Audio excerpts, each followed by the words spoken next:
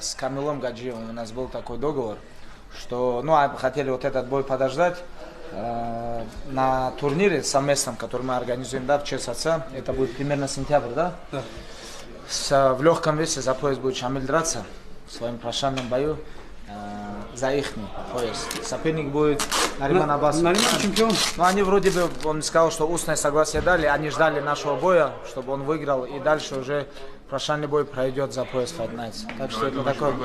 Я думаю, что это, это интересный, очень интригующий поединок для российского ММА, для ММА в постсоветском пространстве. Это один из самых крупных боев будет, я думаю. И Нариман идет на очень хорошей победной серии. У Шамиля 7 боев, да?